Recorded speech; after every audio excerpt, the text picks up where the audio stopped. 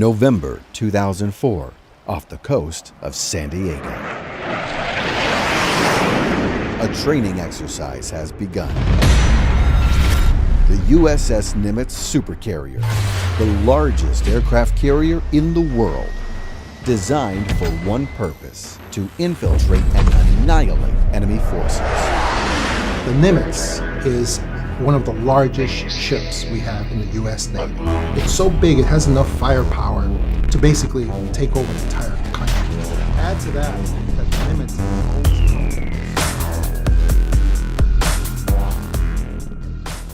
Welcome back to Third Phase of Moon. Blake Cousins here. We got a special guest today, John DeSouza, retired FBI agent involved in the counterterrorism unit, and he had the major stories that we want to go over today in regards to his experience.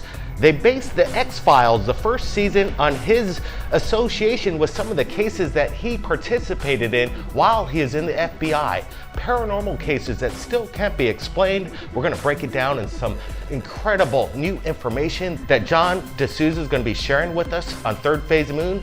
John, welcome to Third Phase. Oh, Blake, it is great to be here with you. I am so happy to be on Third Phase of the Moon and to be with you guys, another Cousins Brothers production. It is awesome to be here, and the work that you guys are doing is so very, very important that it's just an honor to be a part of it in any way I can. I appreciate the kind words, John. We've been talking for a while on the phone behind the scenes in regards to what's going on in today's world, but let's start it off in the beginning. That the X-Files, the first season, was based on your story, but you were telling me last night that they stopped doing any more on basically your story, John DeSouza, for the first season, and they discontinued this. Why would the major network change the direction when they started out with the first season of X-Files? Well, what occurred was way back in 1993, I had work that I was doing in the FBI, and I kept a notebook.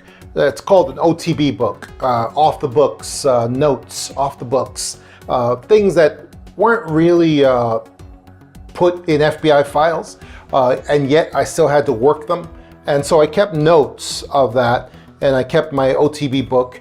And at some point, some FBI agents that were retiring took my OTB book, and they went to Hollywood to be consultants for movies, something that's often done.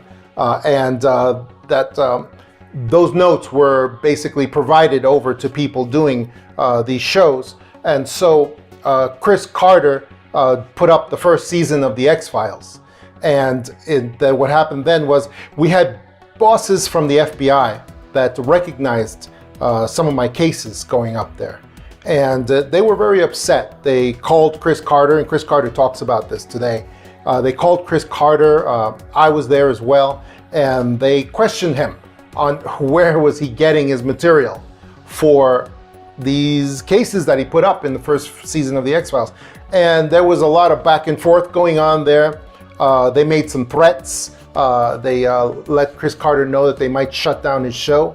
And then Chris Carter asked them for more specifics on the cases that they were talking about. And eventually they told Chris Carter, okay, just go on with your show. They questioned me on whether I provided anything directly to Chris Carter, and I was able to say, no, absolutely not. I did not provide anything directly to Chris Carter. So I was sort of off the hook, and Chris Carter was told he could go on with his show, but he just had to use some different material. And so that's what he did, and the X-Files continued. And but I, as a result of that, I was kind of excoriated because they knew how much interest I had in the X-Files. And after that, I was called the X-Files man, or X-Man for short. And that kind of stuck with me there at the FBI. It was not a happy thing at all.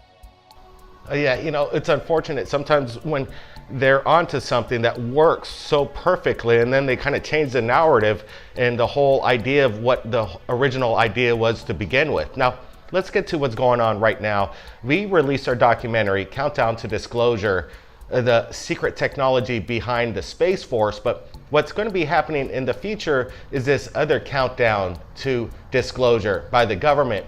Do you think in the next 100 days, when they're supposed to be releasing or obtaining some kind of information, that we're going to get something relevant, something that we've never known before, maybe some slight disclosure? Yeah, we are going to have some kind of disclosure revealed to us, but unfortunately, it's not going to be to our advantage. It's because this group that's doing this disclosure, their version of disclosure, it's not going to be good, and it's not going to be to our advantage. We have two groups that are going right now. We have a group that is associated with the big media, and with parts of our government as well, and they are revealing alien technology to us that is designed to scare us, to make us upset, like the great movie that you guys just released, Countdown to Disclosure.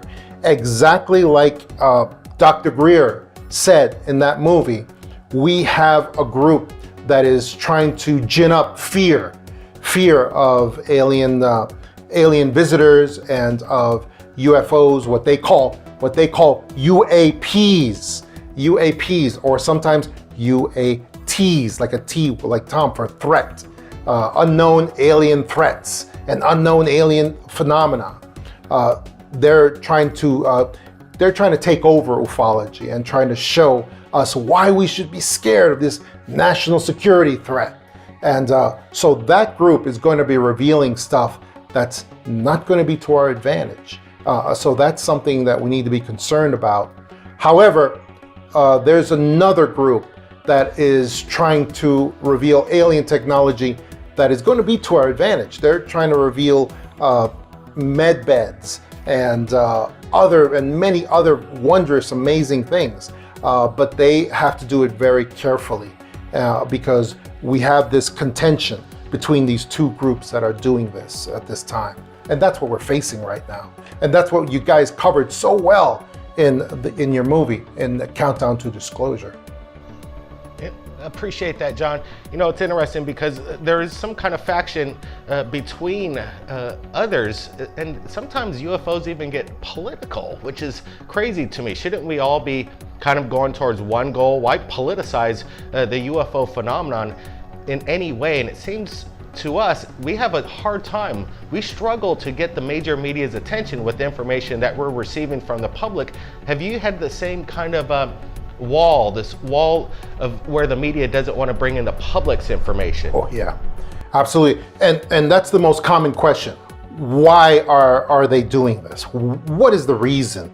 What benefit do they get that to misleading us, to trying to gin up fear in the area of ufology?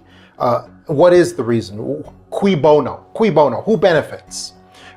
And the answer is this: they have a conglomerate of big media and corporate interests, and they're all working together because they are leading us towards their great goal that they have, which is leading us towards fake alien invasion, the ultimate unifier, the ultimate thing that is they believe is going to bring humanity together under their yoke, under their power. And that's what they're leading us towards. That's what they want. And the problem is that fake alien invasion isn't as nice as it sounds. It's going to be, only the aliens are going to be fake. But the technology that we're going to be attacked with is going to be real. All of our cities all across the world being attacked by this alien technology that's so far above us that we can barely even comprehend it. And that's what they're leading us towards. That's how they benefit, because they are working for their masters, their bosses, who want this fake alien invasion because everything else that they've tried has failed. And they need They need this in order to bring humanity underneath them in complete obedience, and that's what they're looking for. That's the benefit that they're looking for. Yeah, exactly. John, let me ask you this, because Dr. Greer did mention that there is this false threat, obviously, and he knows for a fact that these aliens are no threat. They would have done something long ago. If this is the case, and there is this future false alien threat or an attack, would there be some kind of intervention by the aliens themselves, that they would intervene with this false narrative? Well, let me tell you, the fake alien invasion is going to be done with help from malevolent aliens to create fake alien invasion, where they will not be presenting themselves. So that's because of what I keep pointing out to people in my books and in the work that I do, which is that alien visitors are not physical in the way that we are. So they can appear physical for short periods of time, but they're not really. And we also have benevolent aliens on the other side, who are probably going to do exactly what you just said, Blake, who probably are going to intervene in this situation, along with the white hats, that are trying to help humanity right now. And they are going to intervene. They're trying to intervene now they're the ones trying to provide us the good alien technology to help us, to uplift us, and to help us all the time. They actually do intervene all the time across the earth in situations and things, and we see those interventions sometimes. You guys probably could do entire shows on that. They are going to continue to intervene, and it's to our benefit. So we're very happy about that. You know, there's always two sides to the story, and two factions, good versus evil. It just never ends that way. So I think that's just kind of the balance we live in this universe that we travel through. Let me ask you this, John. Once you retired from the FBI, some people say you're never out of the FBI. You must still have a lot of friends in the FBI and other intelligence services that you can still communicate with. What do people think about your theories? What your thought process in regards to this alien threat? Do they see evidence of it within the factions now? Is there any evidence that we could just, come forward with to, stop this whole false agenda? Well, they in the FBI, they see a lot of the same things that I see, and they are aware of all of these things. And the falsity of a lot of the stories that we are presented with. I mean, going all the way back to NASA and how NASA is an agency set up largely to keep knowledge from us, not to share knowledge with us. Going all the way back to when our Apollo missions were stopped mysteriously. Back in 77, I think, back in 1977, around there. And NASA gave us no explanation, no reason. As a matter of fact, the two greatest powers on the earth, the United States and Soviet Union, back then, that both had very advanced space programs, and that the United States had allegedly already gone to the moon. And yet, both of these countries immediately stopped trying to go to the moon. And NASA has never explained that to us at all. Never did, and probably never will. So people in the FBI are on the inside of this information. They know what's going on. However, many of my friends in the FBI have the same situation as me, which is that we are not whistleblowers. We do not violate our secrecy oaths, but I can impart knowledge and information to people in a general sense, and that's because all of this information in the internet age, all of this information is public.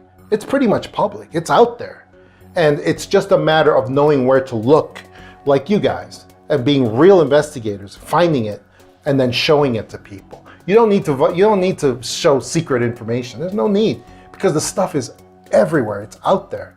You just need to find it and show it, and have enough faith in yourself to know that you can know what the real truth is in these situations. You know what? I want to let everybody know at Third Phase Moon, John DeSouza has been again talking with Third Phase of Moon, and he says that he's going to be coming on once a month on Third Phase Moon to give us updates and insights. So what we're doing right now is incredible, and the information you're giving us is insightful, and it's our pleasure to have John on Third Phase Moon. But now let's get to this next question, because you yourself have come out with a documentary, and it's heavy duty stuff and what you go into. Can you briefly tell us the name of the documentary and a little bit of the background that you participated in? Yeah, my documentary is called 1,000 Pieces, and it's a short history of all of the malevolent parts of our governments, the terrible things that they've done since the 60s, since the assassination of JFK, because JFK was the one who said that he would take the CIA and basically break them to 1,000 pieces and scatter them to the winds. And shortly after he made that statement, of course, he was assassinated, many say with participation from CIA and many other places as well. So that's why we named that documentary after that saying of JFK. And we also have, in the movie, we also have various agents, various special agents, people from the CIA, people from other agencies. We have the brother of General Michael Flynn, and we have all the stories of persecution from these terrible elements in the government that have gone after these people, that have gone after them, made their lives incredibly difficult for just basically departing from the government and no longer being a part of what the government was putting forward. A lot of these people, like myself, were not even whistleblowers.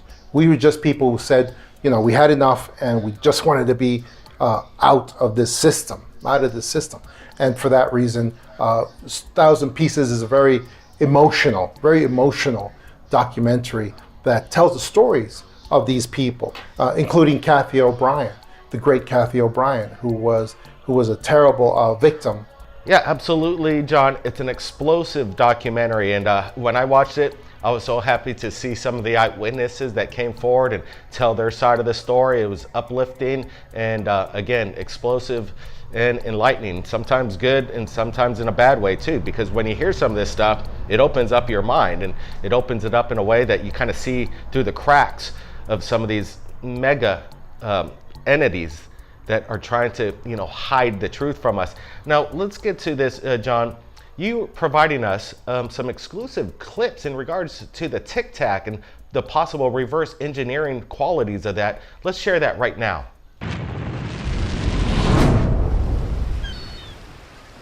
November 2004, off the coast of San Diego. A training exercise has begun. The USS Nimitz supercarrier, the largest aircraft carrier in the world, designed for one purpose: to infiltrate and annihilate enemy forces. The Nimitz is one of the largest ships we have in the US Navy. It's so big, it has enough firepower to basically take over the entire country. Add to that the Nimitz is always accompanied by smaller ships of all shapes and sizes. You're talking about a flotilla. Housing over 6,000 soldiers, the Nimitz can launch one of its 90 deadly warbirds every 20 seconds.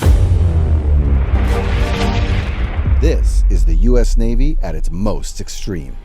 No one and no thing would dare cross its path. Until November 14th. A blip appears on the radar. an unknown object crosses the screen, pushing speeds at over 3,000 miles per hour. Radar operators assume it's a technical malfunction.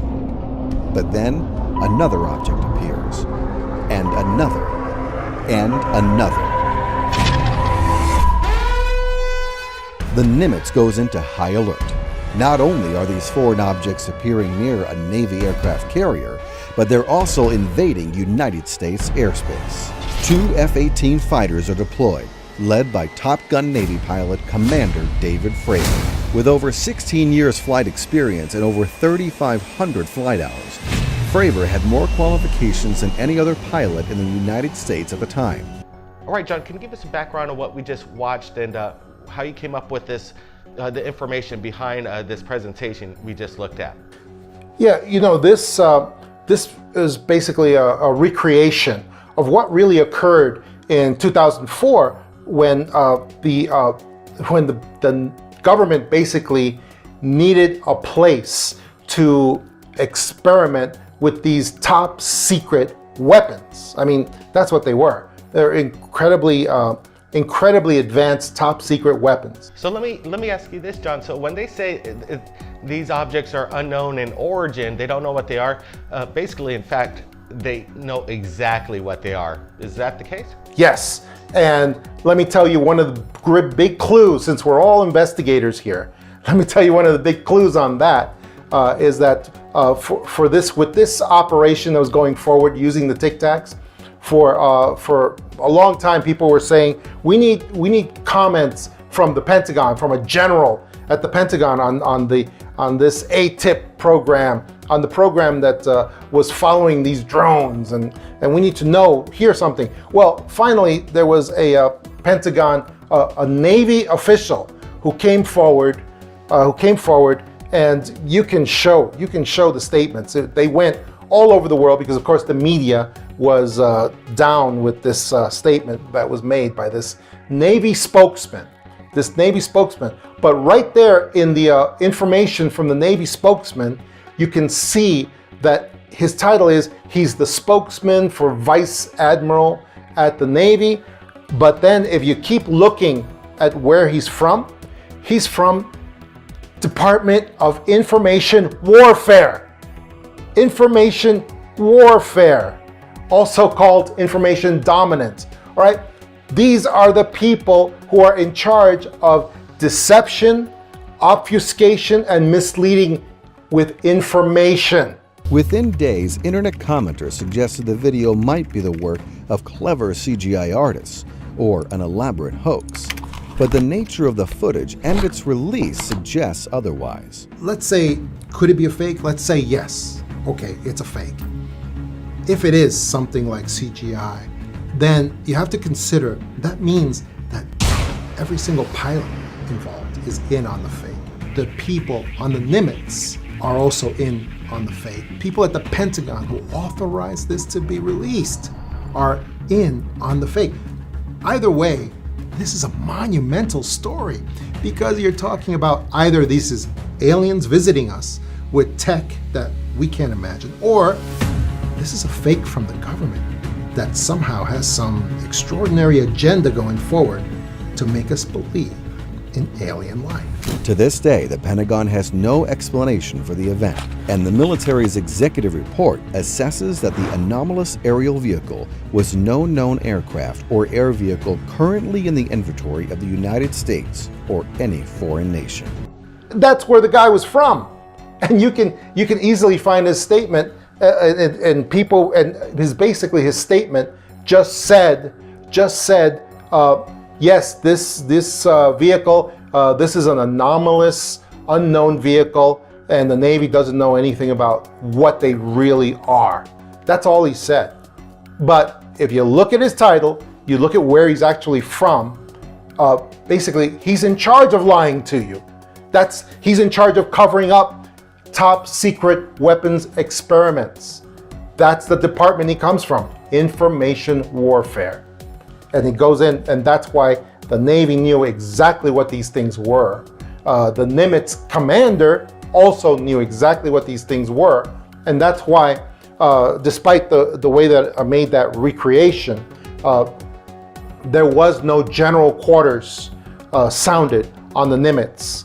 There was no general quarters. It was just, they just went into a low alert situation, and then they sent out the jets to go check these things out. But they were, the whole thing was an experimentation, and now we know that these are most likely these are the A-24 military drones that are still under top secret use in the United States Navy. You know, I hate to say it, I'm gonna drop it. There sounds like some fuckery's going on, and they're not telling us what's the real deal. There's a lot of this cloak and dagger and a lot of misleading information that's coming out, no doubt about it. You know, John, it's my pleasure having you on Third Phase of Moon. We're gonna catch up with you in about a month, and we're gonna be working on a documentary with John coming up in the future. John, any last words you wanna give our viewers at Third Phase of Moon? Yes, I just wanna say to your viewers that this movie, Countdown to Disclosure, I mean, people have got to see this and they've got to spread this. This is the most important thing I have seen coming out in a very long time, because it explains the situation that we're in right now and going into the immediate future, because this stuff is going to continue, and we're going to continue this great struggle where we have this group that is spreading information about ufology to us and trying to control what we believe about ufology. And they are going to keep this up, and we're going to see this. We're going to continue to see this in the news. We're going to continue to see this in the mainstream media.